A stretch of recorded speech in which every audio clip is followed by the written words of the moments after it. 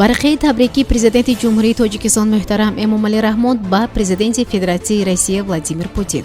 Вазорати корҳои хориҷии Тоҷикистон ба сафири Қирғизистон нотаи эътирозӣ супорид. 3 мактаб ва 1 деҳа ба номи сарбозони кушташуда дар муноқишаҳои марзӣ гузошта шуданд.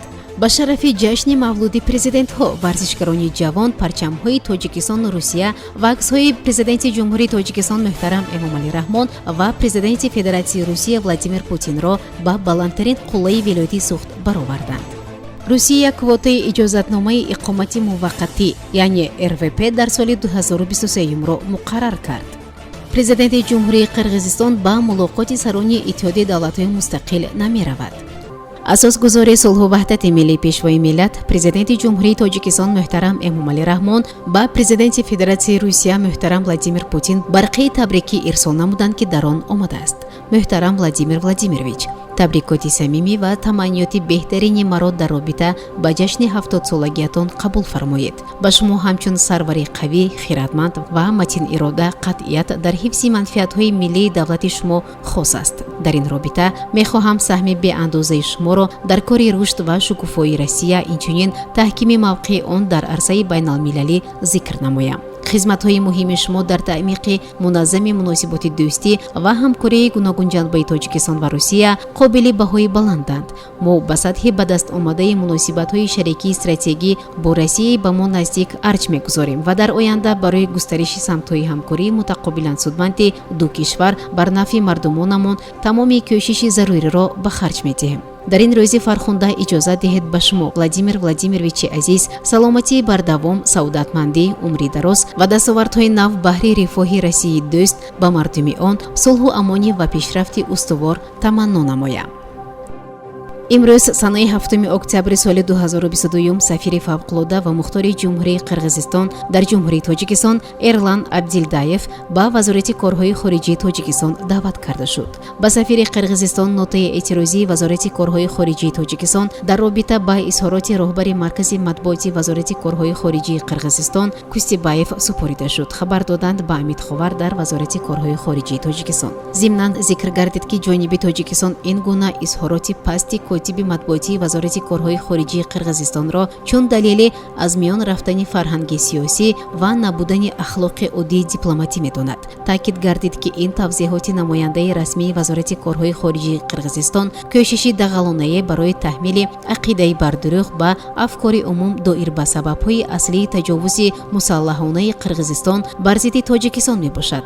зикр гардид, ки чунин изҳороти риёкорона ба ҳолат ва ҳарфи протоколҳое, ки ҷонибҳо санаҳои 19 ва 25 сентябри соли 2022 имзо карданд, мувофиқат намекунад. зимни мулоқот доир ба зарурати ҳамкории вазоратҳои корҳои хориҷии Тоҷикистон ва Қирғизистон ҷиҳати ҷилавгирӣ аз пайдо шудани паёмҳо дар фазои иттилоотӣ, ки метавонад ҷомеаи ҳарду кишварро ба иштибоҳ андозанд, табодули афкор сурат гирифт.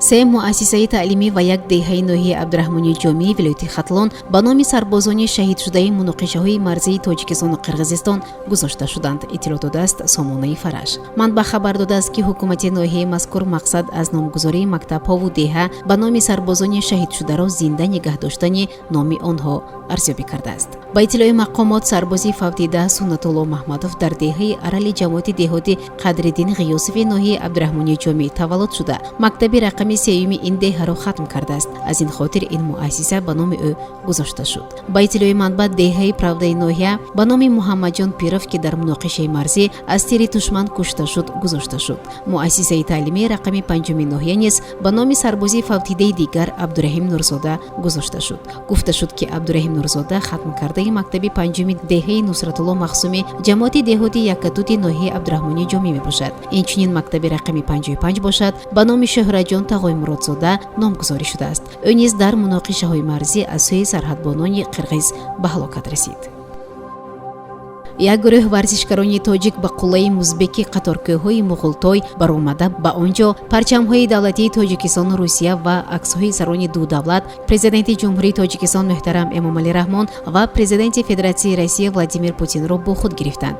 дар ин бора Амидховар иттилоъ медиҳад. санаи 5 октябр президенти ҷумҳурии Тоҷикистон муҳтарам Эмомалӣ Раҳмон 70 сола ва инчунин санаи 7 октябр президенти Федератсияи Русия Владимир Путин низ 70 солагии худро таҷлил менамояд. менамоянд. Ба ифтихори таҷлили мавлуди онҳо ва дӯсти ду давлату мардум тасмим гирифтем ки парчаму аксҳои пешвоёнро ба баландтарин нуқтаи кӯҳҳои хуҷанд барорем. Иброз намуд ба агенти яке аз ташаббускорони ин иқдом президенти Федератсияи ҷавонон оид ба санъати размии Тоҷикистон Геннадий Набиев. Ташаббускори дигари ин иқдом Академияи карате ва санъати размии Тоҷикистон буд. Бояд гуфт ки баландии қуллаи Музбек 1624 метр аз сатҳи баҳр буда баландтарин нуқтаи қаторкӯҳҳои Муғултой аст ки дар вилояти суғди Тоҷикистон воқеъ мебошад.